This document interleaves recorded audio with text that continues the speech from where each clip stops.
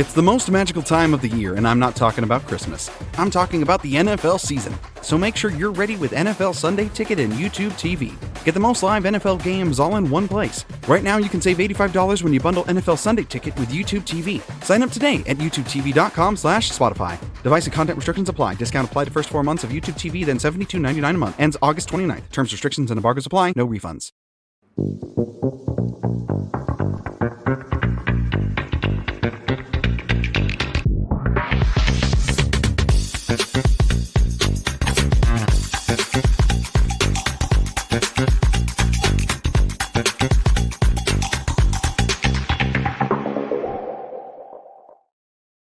We may live over 5,000 miles from Lincoln Financial Field, but what we lack in proximity, we make up for in the film study. And each and every week, we'll be bringing you in-depth film breakdowns from across the pond and the Sooner State. Welcome to On the Shane page, and I am your host, Shane Haff. You can follow me on Twitter at ShaneHaffNFL. I'm flying solo for this introduction to the podcast because I'm introducing part 2 of our interview with Josh Davis from the Philly Special show last week. You can check him out on Twitter at the PHL Special. He's on YouTube at the Philly Special show. And in this episode, we're going to be breaking down Jalen Hurts' 5 most improbable completions from the 2023 season. We'll look at the play calls. We'll look at what went right, what went wrong, what we liked and disliked, and how we think it might mesh with Kellen Moore's system. And so if you missed last week's episode, be sure you go check that out. If you're listening on an audio platform, we'll try to talk about these plays in a way that you can understand what's going on, but I've put these on Twitter. You can also check out the YouTube video if you want to see us break them down live on air. But before we dive in, I do just want to say, if you could leave us a 5-star rating and review wherever you stream your podcasts, specifically Spotify and Apple Podcasts, but anywhere helps. Help us get the Eagles Pinpool Network out there to people. I think what we're building here is really cool. We're going to try to fill some of the void left by BGN Radio as we roll into the season. And we've got some great shows. We've got Birds of the Round Table, which is just a roundtable show with me and 3 other guys where we break down different topics each week. I think it's a really cool show. I think you would enjoy that one. John Stolnis does a fantastic job on Eagles memories right now, walking through the 2004 season. And when we get to the regular season, he's going to be doing preview shows, Eye on the Enemy for us. Of course, you'll always have Johnny and I's show in the midweek. We're going to have a post-game show that will be live and on audio platforms later. We're going to have an NFC East wrap-up show on Mondays. We're going to have a draft show. So you guys keep it tuned in there. Help us get this thing off the ground, and we would greatly appreciate it. But without any further ado, without any more salesmanship on our part, let's dive into this interview, and let's talk about Jalen Hurts' most improbable completions from 2023. So using the next-gen stat stuff and NFL Fast Star, I went in and I dug up all of Jalen Hurts' completions that were greater than, I think it was greater than 70% completion percentage over expectation. And I just filtered it out to the top 5. And so I have it's not on the screen, but I'll call it out. I have the down and distance, the result of the play, and the completion probability per next-gen stats for each one of these. You'll see if you're watching. If you're listening, you can, again, find this on Twitter or YouTube, but you'll see the sideline view, you'll see the tight view, and then you'll see the broadcast replay, because some of these catches are incredible, and you just can't see it live. And so I'll pop the first one up here on the screen. This is Week 3. This is a 3rd and 10 against the Tampa Bay Buccaneers. This is Jalen Hurts' completion to Olamide Zaccheaus for a 34-yard touchdown. Per next-gen stats, the completion probability on this play was 24.42%. So you guys will remember this play. If you don't, it'll come right back to you. But Tampa Bay is showing single high. They're actually going to rotate to 2 high kind of at the snap, but it's actually going to be I guess they don't really rotate, but it's going to be a cover 3 zone is what they settle into here. And the Eagles are going to run, let's see, I wrote it down. Yeah, they're going to run sort of a drag route with Goddard, and then they're going to run sort of an angle route, or an angle post and a dig route. No, I'm getting this all wrong. I'm just going to watch It's like it's basically a drive concept, Shane, isn't it? You've got the shallow, and then you've got the deep dig overnight, and then you've got the backside dig. Yes, I tagged it as a drive concept with like a post. Yeah, it's kind of something like this. And so there's just nothing there, honestly. You could maybe try to get that ball out to Goddard quickly, but it's 3rd and 10. He's not going to get the first down, and so Hurts is going to extend the play, and he finds Olamide Zaccheaus for what's just an incredible completion. And so, if it weren't 3rd and 10, I would say you should take that ball to Goddard, but I think there's something to be said for keeping the play alive there and staying in the pocket. And that's maybe some pocket poise we saw fade from Hurts later in the season. You could make the argument, just take the 5 yards and kick a field goal as well, and I could certainly hear that. But Johnny, what were your thoughts watching this play live, if you remember, and then watching it back here on the replays? Yeah, do you know sport was such a funny thing, Shane? Like, I must have watched this play about 25 times, and yeah, I loved going back and watching these 5 plays of Hurts, because there was always something new that I sort of learned. There's nothing better than watching film. Like, for all the stuff we do in the off season, that's sort of why we do it. So firstly, just comparing it to the previous last week's podcast, if you're listening to a podcast, where we looked at the drive from Kellen Moore, it's completely different. This is just like such a standard Eagles 3-by-1, AJ Brown isolated, very much like what we see probably 90% of the time. So I think the only thing you'd say is I watched this a few times, Shane. If you go back to the first angle, so very commonly seen around the league now is this backside dig, which Hurts is not a good middle of the field thrower. So if you pause it about now, I think someone like a Matt Stafford, who is probably the best in the game at getting backside, if he eliminates, actually, that's not the one I'm on about, Shane, believe it or not, the backside dig, I mean literally up top. So I think he's sort of staring at him here. I don't think he's necessarily part of the progression. So I count, like, the way I'd read this is like you've got your 1-2, you've got your drive, which is your shallow, and then your sort of high-low. And then you've got like a post, which is probably like an alert to AJ Brown, depending on the look pre-snap. That might be one that he's not even in the progression, that it might just be based on what they're running. I think Hurts is like really tempted to throw this backside dig now. I think he's like and ahhing. He's like staring at it. I think it's there. And I think someone like maybe Stafford, who is the best of the best, makes the throw. When I say best of the best, I mean that particular throw. I think Hurts almost gets annoyed at himself for not throwing it and then decides to make a harder throw.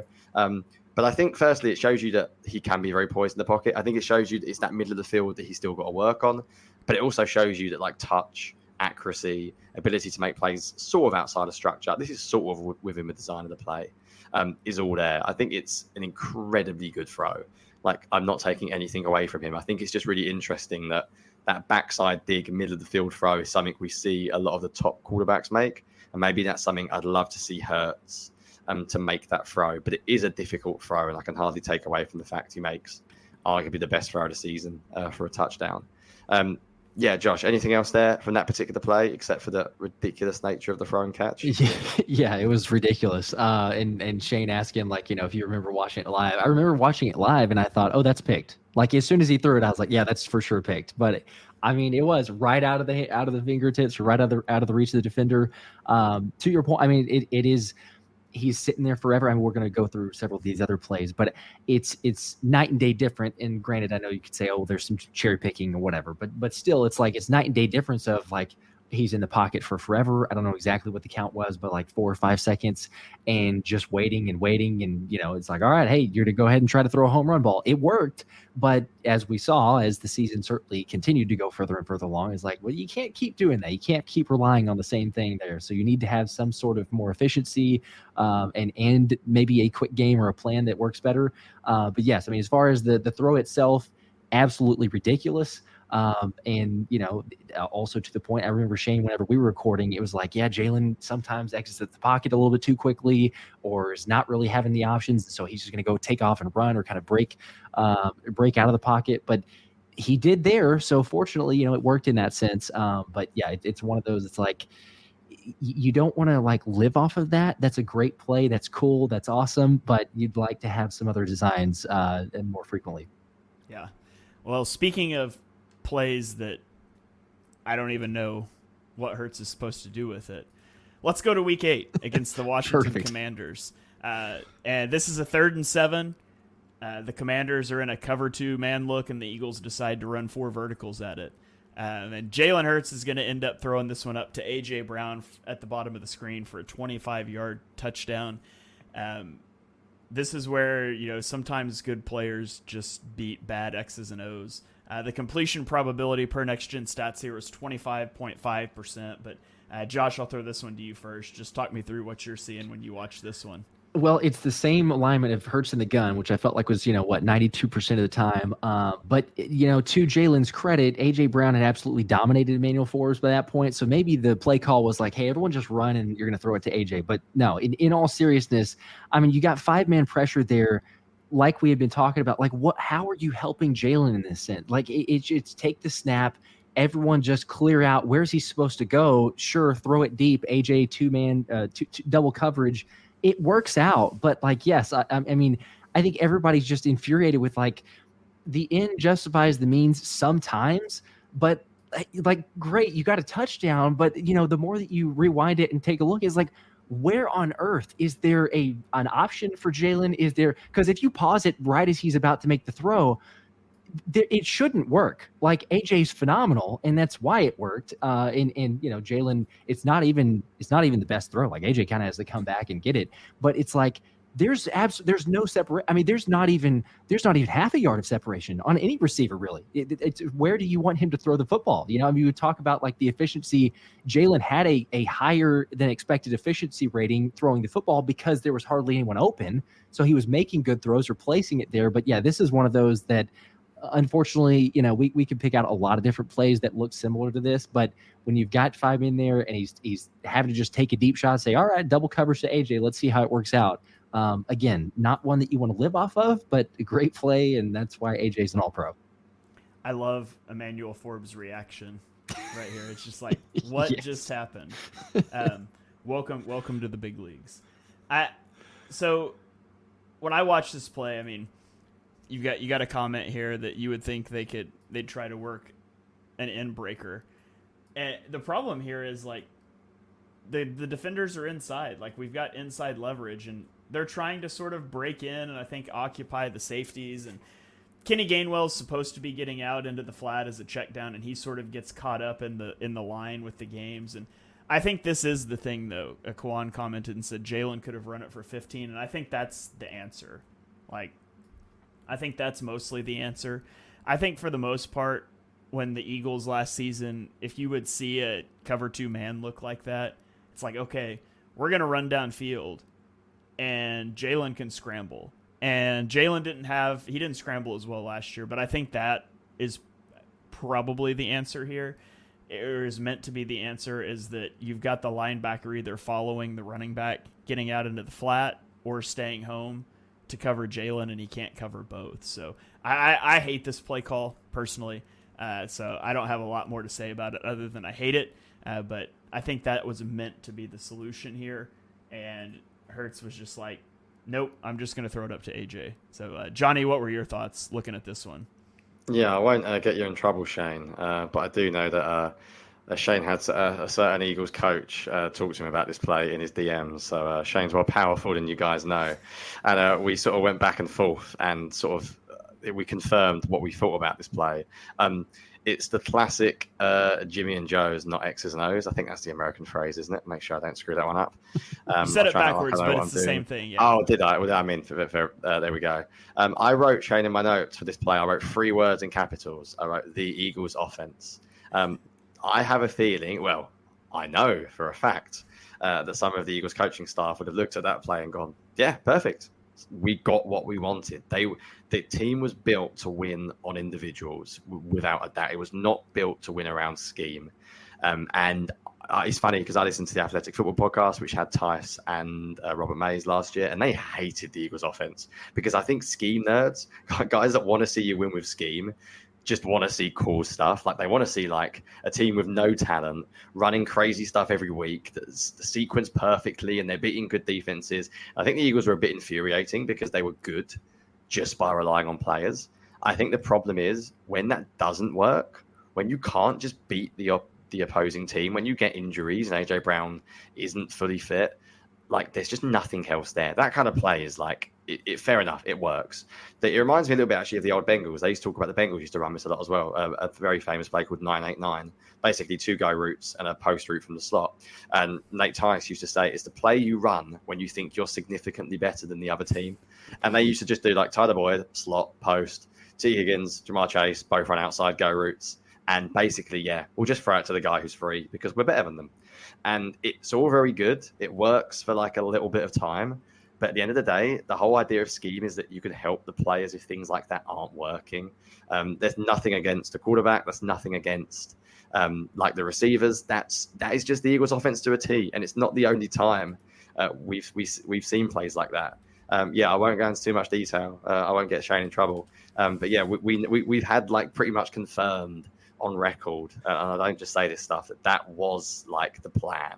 There wasn't like, that was the idea. That inside slot receiver is meant, or Dallas Goedert is meant to drag away the safety from AJ Brown, and they're just going to take their matchup. And to be completely honest, I don't hate it as much as some of the scheme guys. I think I defended the Eagles offense a little bit last year, and that is an okay strategy as long as you have something else when that strategy doesn't work. And the problem seemed to be that when it didn't work, there was just no backup. But I'll move on because I could get you in trouble and talk about that play for a lot longer. So we will swiftly move on.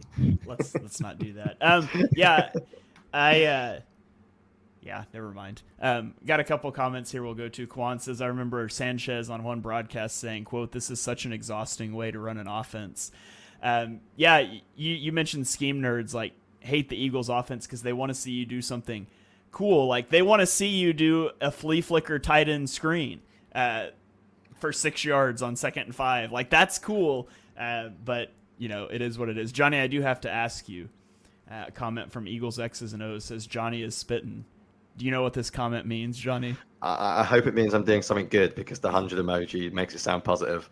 So I would assume it's good. I will just say, Shane, my theory on the Tice and the Maze thing, and I've had this theory for a while. I'm just going to annoy every scheme nerd. A lot of scheme guys are guys that like haven't played football or played it at a very basic level and aren't elite athletes like myself.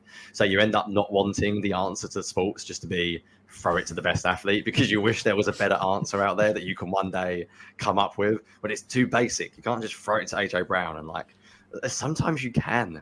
Unfortunately, the guys that were like AJ Brown don't end up being scheme nerds when they get older because they just say, well, just throw it deep to the best receiver. I was like Michael Irvin basically found on NFL every time was just throw it to the best receiver. This stuff's easy because I think he still thought he was every team's wide receiver one.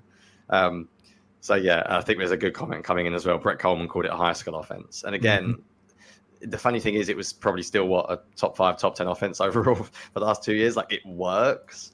But as I said, when it doesn't work, there's nothing else there. Right, let's move on to the third one, Shane, before we go for way too long on 2 throws by Hurts. Okay, let's do it. So this third one is week 7. It's a 1st and 10. This is going to be a 42-yard completion to A.J. Brown. This is in the Dolphins game. This one pretty much seals the game. The completion probability on this play was 25.94%. Johnny, I'll click play here, and I'll let you talk us through this one first. Yeah, this is my favorite one. It's straight away just classic Eagles offense. Eagles are either 2x2 or 3x1. There's nothing else. And they're just trying to isolate A.J. Brown like 90% of the time. That's basically what they're trying to do here. They're trying to isolate A.J. Brown. There's the worst blocking attempt / pickup protection by Kenny Gainwell I think it is you'll ever see. Everything goes wrong. Schematically, it's a disaster. There's nothing good about this play, yet it works. It ends the game because it's just an unbelievably good throw, an unbelievably good catch from 2 ridiculously good players. And as I said, that's sometimes what football is. I don't think Hurts gets enough credit. I still don't think he gets enough credit for how good he is of a deep ball thrower. If this is a hell of a throw, like not only has he got pressure running straight at him, he doesn't like lean into this throw at all. I've used to question Hurts' arm strength when he came out as a rookie, and I did question it, and I think I got it wrong. I think this is arm strength. Arm strength isn't just velocity, isn't just like Josh Allen, like just charge everything in 100 miles an hour. Arm strength is also the ability to throw off platform, the ability to get something behind it. This throw is really tough. Like he goes to step into it and he just doesn't get to. And the placement to throw it exactly where he does, and then it's just AJ Brown doing AJ Brown things. This is like my favorite play because it's terrible all around, yet it's brilliant because it's just what the Eagles can sometimes do. It's what happens when you've got better players than the other team. Nothing else much to it. Josh, anything else I've missed? No, you got it.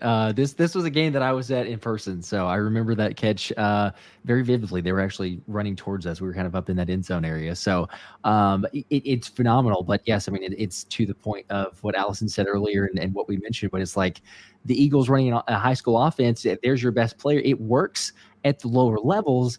It's not as frequent, but still, it's how insanely good AJ Brown is. To your point, also with Jalen Hurts there. I don't know of a lot of quarterbacks that see that hit coming and are able to make that type of throw. Kenny G catching strays, rightfully so, especially with that blocking intent. But again, like time and time again, especially on these throws that really should not have been completed based on percentages, it's just I think if it was a lot of other people, you just try to classify it as it's a hope and a prayer. Like you're just literally, there you go. Hey, you're best player. Hopefully it works out. But, good players make plays sometimes, and that's exactly what it was. And bad blockers miss blocks sometimes. Bad players, yeah. Yeah.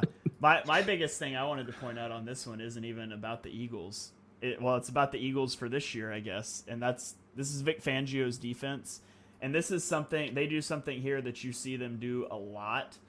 And that is they're going to drop this top edge rusher out and they're going to blitz a linebacker off the other side. And it's a way to try to overload one side, and it's a way to try to get a free runner because you're screwing up the offensive protections. And Eagles X's and O's mentioned it. If Van Ginkel didn't delay blitz, if he gets off the snap better, this is a sack. Like, he's pretty slow getting out here.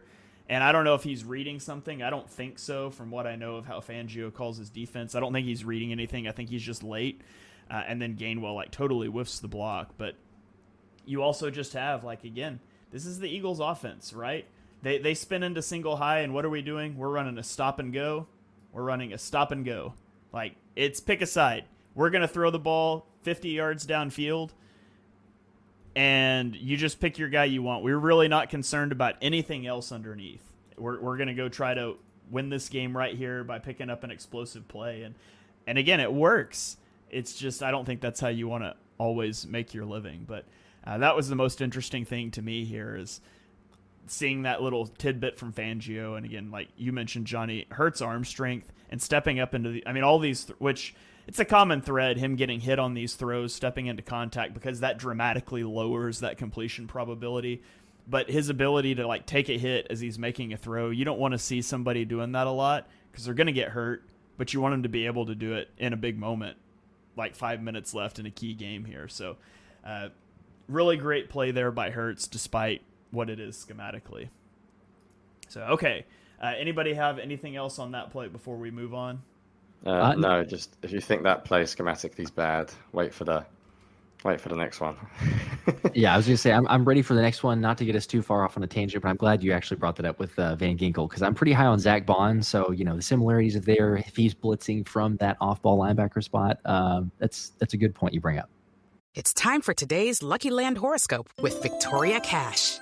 Life's gotten mundane, so shake up the daily routine and be adventurous with a trip to Lucky Land. You know what they say. Your chance to win starts with a spin. So go to LuckyLandSlots.com to play over 100 social casino-style games for free for your chance to redeem some serious prizes. Get lucky today at LuckyLandSlots.com. No purchase necessary. VGW Group. Void where prohibited by law. 18 plus. Terms and conditions apply. Yeah. Okay, well, let's get to this next play. I'll just start here. So it's week 12. This is a 3rd and 15. And I'm going to diagram for you the concept the Eagles come up with on 3rd and 15. Okay? So we have a curl route. We got a curl route. We have a curl route. We've got a curl route. And oh, wait, we run a fade. This is the play. I don't know. I had the rant about Sean Desai the week before he got fired last season on this podcast. So what are we even doing? And when I watch this play, I'm just what are we even doing here?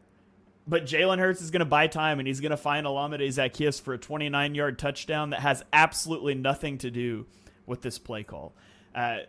They're showing a cover zero pressure, but it sort of tips the hand here. Number 23 is already opening his hips before the snap, getting depth. So it's not actually going to be cover 3. They're going to bail into a cover 2 zone. And we can watch this play out as they bail off the line. But, where should Hurts go with this ball on time? I don't even know. Top of our drop, back foot, where should he go with this? He's looking at the top of the screen. One of these guys had to have run the wrong route, right? That's the only thing I can come up with, because surely this cannot be the play design that he's hitting the top of his drop, and the place he's meant to look first is 2 guys sitting down with curl routes right next to each other. That would never work. That there's no level of football where that should be open. And so, maybe somebody's just running the wrong play here, but Hurts gets out of the pocket. I also think the scramble drill reactions are pretty bad from the receivers here. Hurts is out of the pocket right now. To me, Gainwell should be going deep. Maybe we're breaking to the sideline. I don't know, but I just don't think the reactions here are very good from the players. They just sort of cluster up and stay near their defenders. And finally, Olamide Zaccheaus breaks deep and gives him somewhere to go.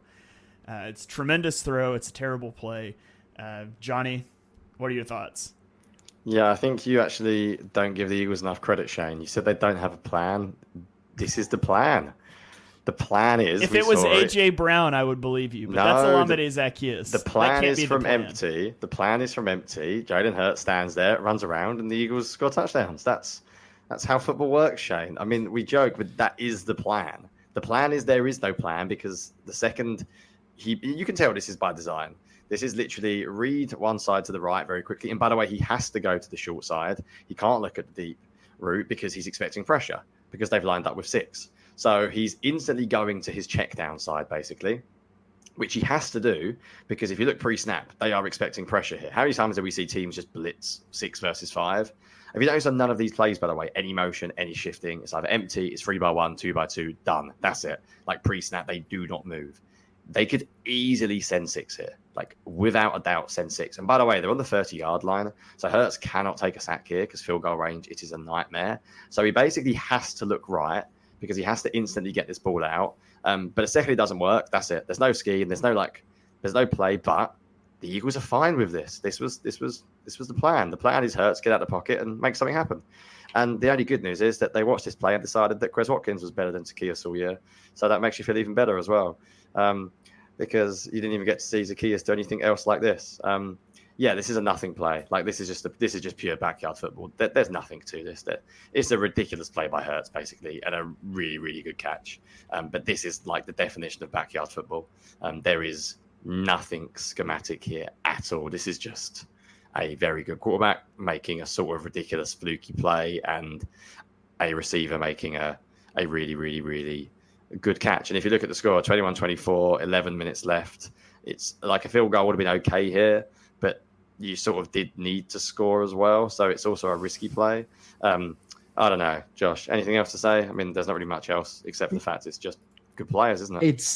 It's just really good playing, and it's kind of the consensus for the season, but also this game. All of us know how it turned out, with Elliott even making the ridiculous field goal to begin with, and Jalen and his scoring touchdown to seal the deal. It's hero ball. It reminds me, honestly, a lot of times, the more that I go back and watch some of these plays, I'm like, it's literally Madden in real life. It's just take the snap, everyone go run, and you're going to just run around with Jalen for a little while, and there you go. There's an opening. You're just going to go throw it to someone, because there's not. I was going to say there's not a plan, but to your point, Johnny, that is the plan. The plan is, hey, Jalen, you just go make something happen, and we're going to make it work. And to that point, even in this game, it had worked, right? At this point in the season, it had worked. Now, obviously, you advance a little further in the season, and then that no longer continues to be the case. But you know what? Hey, they hadn't had to pay for it. Even if you'd say, well, okay, it's not great. If the coaches themselves had taken a look at, they go, yeah, maybe we need to change some things up here. That it was fine. It was so far the end justifies the means. So they're like, well, it can't be too bad. We got these playmakers. We're just going to keep drawing it up this way. But yeah, I'm totally at a loss. Same deal. You have the curl routes on the same side. It makes life unbelievably easy for the defense.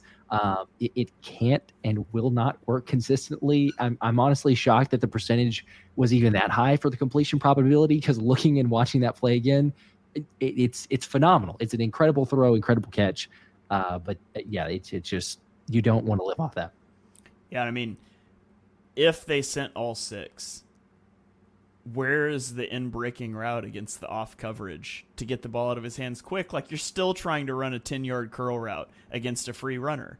It's just terrible plan. I hate it, but at the same time, I do kind of like yelling about it every once in a while. So maybe we get a few plays that I can get angry about on podcasts next year. But and to your point about Olamide Zaccheaus had 10 catches last year, and 2 of them are in Jalen Hurts' top 4 throws of the year. Like, that's insane. But I digress. Let's go on to the last play here. This is week 11. This is a 1st and 10 against the Kansas City Chiefs. Jalen Hurts is going to find Devontae Smith for a 41-yard completion. The completion probability here was 27.71%. Josh, I'll throw it to you here first. Talk us through what you see on this one. Well, again, unsurprisingly, Jalen is in the gun. You've got a blitz coming, and I mean, once again, it's you're going to throw it up to Smitty, who's got the. I mean, it's kind of pick your choice here of who you're going to be going to, the isolation on Smitty, but he's going route on, I guess, the fade on that right side. But I mean, it's instead of. And it's even more polarizing, honestly, seeing the differences of like Kellen Moore and then taking a look at this. So the fact that they're like side by side, basically, there's one way to do it efficiently and one way, because I think, Johnny, you described it as it was just very like nothing crazy, nothing out of the norm whenever we were looking at Kellen Moore's offense, and especially that opening drive for the Chargers. It's drastically different. I know these are, the most improbable completions here, but it's the MO for the entire season. And especially when Jalen's take it back, it's like, where do you want him to go for the football? All right, there you go. Throw it deep to Smitty. It works out because Smitty's he's a great receiver. He can make that catch. It's a little bit underthrown, but he's able to actually, keep up with it.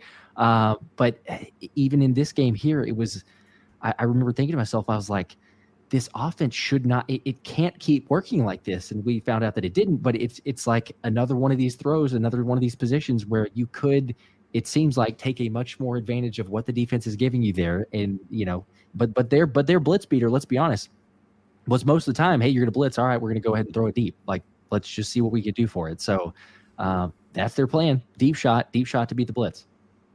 Yeah. Eagles Eric chimed in here and said that Devontae Smith loses 0 speed when tracking the ball, and he is such a good deep ball tracker. Johnny, what stands out to you on this one? Firstly, just Hurts, like really good quarterback play. The way he looks to the left and then moves the safety with his eyes and then comes back across, the sort of stuff that some people online, idiots mainly, act like Hurts can't do. I don't actually think this is getting through progressions. This is when people say, look at the quarterback, he's getting through his progressions. I'm not sure he is. I think he knows exactly where he's going pre-snap with this ball. I think he's looking left just literally to essentially move the deep safety. He knows he's going to Smith. Again, nothing too simplistic and nothing too complicated, pretty basic. The Eagles do a really nice job picking up the blitz.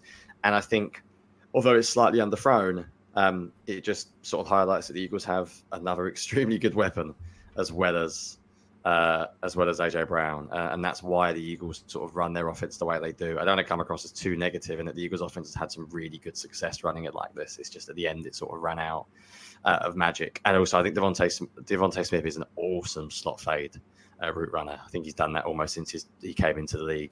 I just wish this was a touchdown.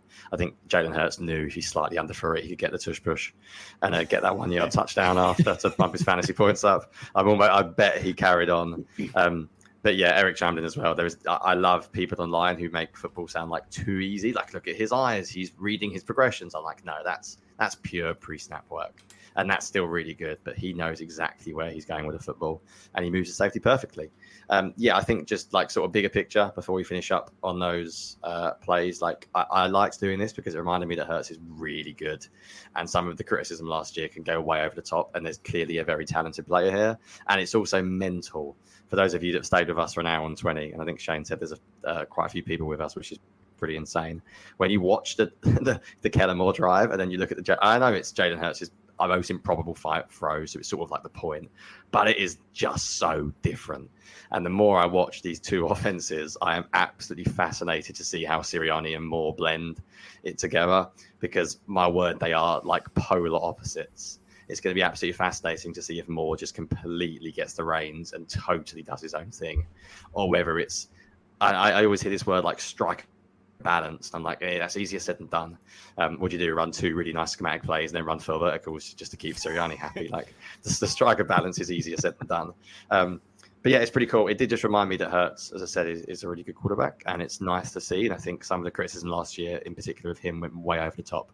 And I know it's only a highlight reel, but you can see the traits in those plays that you want to see from a top quarterback. So yeah, I think that's pretty much where I'm at, Shane.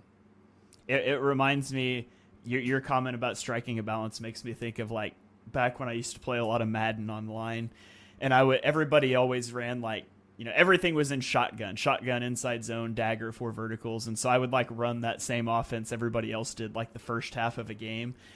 But my actual offense was all like an under center thing, and I would save it for the second half. So by halftime, they're like figuring out your offense, and then I just ran a different one. Maybe the Eagles will just have 2 offenses, and you'll never know which one they're going to run week to week. But yeah, it's night and day difference. I'm excited to see what Kellen Moore is able to bring in. And we're going to know right away if it's lip service or if it's true that this is Kellen Moore's offense, because if you don't see under center, if you don't see some motion, if you don't see more of an outside zone focus, it's just Sirianni's offense with a different play caller. And so we'll see.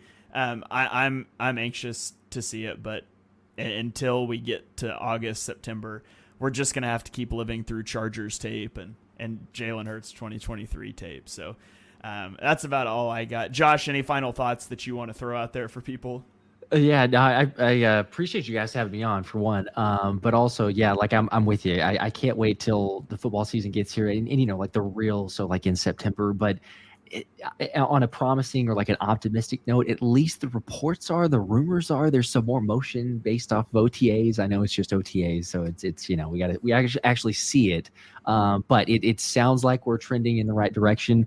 I'm super excited to see, because the more you look at the numbers that AJ Brown, Devontae Smith have put up, and they're not really being utilized in the best way. Like they're being put in spots that, hey, just go beat somebody instead of scheming them open.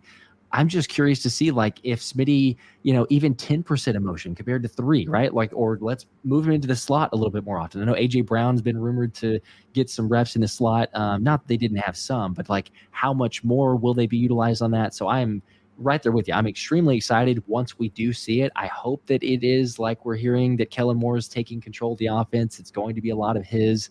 And then honestly, that's the question, is how much easier does it make the life, not only on Jalen, but, kind of between both of them, but Devontae Smith and AJ Brown. And then, oh, by the way, let's not forget Saquon Barkley, who's just a game changer as well. So I'm super excited. The worst case, or the worst thing about this is just the fact that we have so long to wait. So I'm impatient by this point. Yeah, absolutely. Johnny, any final thoughts from you here before we get out of here? Two very, very quick ones, then we will finish up. Firstly, thank you massively, Josh. I was going to say make sure you plug your stuff, but I imagine most people who are watching us subscribe to Josh. If they don't, you are mad. The Philly Special Show, you've got it in your. It does say here, Josh, on YouTube, you have 23 million views plus, which is pretty insane. So YouTube is so hard to crack, and your videos are incredibly well produced and obviously well researched. So absolute pleasure. If we could steal a few of those views, that'd be lovely. 23 million views sounds mental when you see it like that, doesn't it? The world is a strange place. And secondly, we did have one comment which me and Shane got last week from somebody who rightly pointed out we haven't had as much film of late. Obviously, it's the off season, so we do have less, especially when it comes to draft season. So we tried something out there a bit different. So please let us know in comments. Please tweet us. You know the drill. This podcast is basically what you want it to be, as long as it's film related. So if you do want us to get to the rest of that Chargers game, now I've said it out loud. If you're interested, you know the drill. Comment on the video, comment on YouTube, or just tweet both of us. We do read pretty much every comment. And obviously, if you leave them on iTunes as well with a 5-star review, we will definitely see it. Right. I enjoyed this, Shane. I'll leave it to you to do the formal ending as the host. Yeah, absolutely. You guys be sure you're following Josh. Follow him on Twitter. Follow him on YouTube. He's on Twitter at the PHL Special. He's on YouTube at the Philly Special Show. Go check out his stuff. Show him some love. There's over 1,000 of you guys watching live, which is just incredible for the middle of a work day in July. So we really appreciate you guys. If you're watching and you have not subscribed to the Eagles Pin Pull Network, wherever you get your podcast, please go and do that. It's not just mine and Johnny's show, but there's other shows on there. We're building towards a daily a show a day by the time we get to the NFL season, trying to fill some of the void left by BGN Radio. So please go check that out. Subscribe wherever you get your podcasts. If you're on Spotify, 5-star ratings are really appreciated. On Apple Podcasts, we really appreciate 5-star ratings and reviews. We're coming up on a month since the last review. So if you haven't left a review, do us a favor, go leave us a good review. That would really help us out. So that's going to about do it for this episode. I will tease that next week, I think we've got another really cool guest in the works, a big name that you guys will know, and I think we'll really enjoy hearing our conversation with them. But I'll leave it there for now. We will catch you guys next week on another episode of On the Shane Page.